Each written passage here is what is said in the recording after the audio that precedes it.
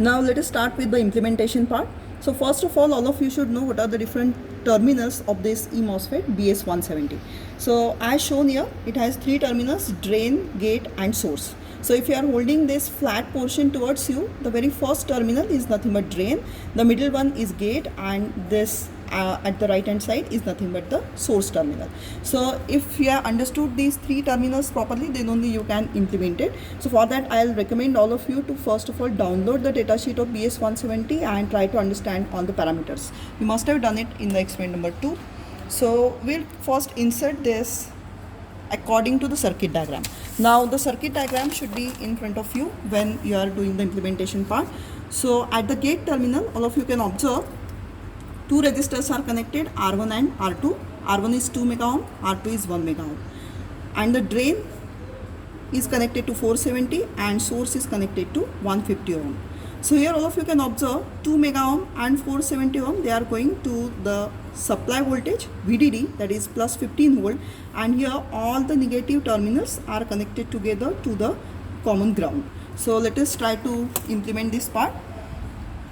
So I'm connecting in such a way that my drain terminal will be at output side, this is my gate terminal, and this one is the source terminal. I'll insert it on the breadboard. Now the breadboard, you have to handle all these electronic components very carefully. They are very delicate, and you have to insert properly. So this is nothing but 470 ohm. Now you can either cross check it with the help of color code or with the multimeter, the values of the resistors. This is 470 ohm which I connected to the drain terminal, and this upper line I will be considering all these points are short. Now all of you know the working of the breadboard. So all these points are short. All these points I will consider as VDD.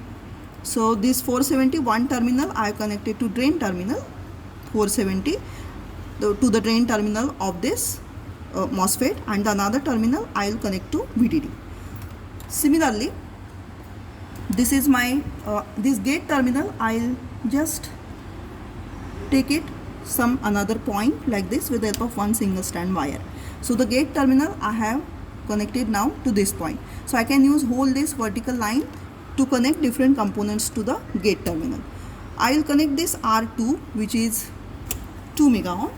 R2 which is 2 mega ohm between the gate and VDD. So one terminal to gate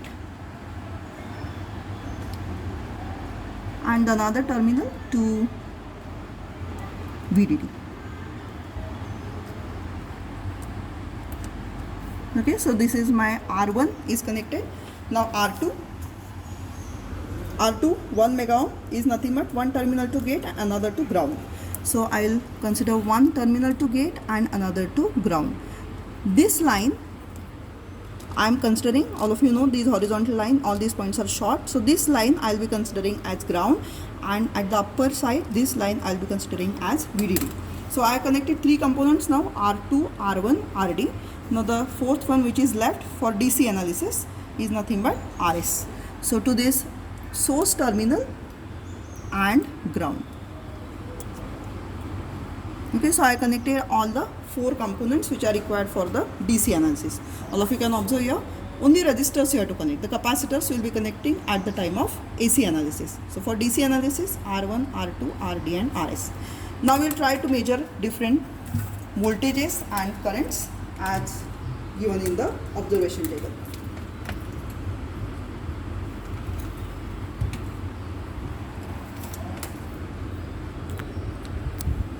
So first is VDS, which we call as VDSQ because the same voltage you are considering for Q point also. So VDS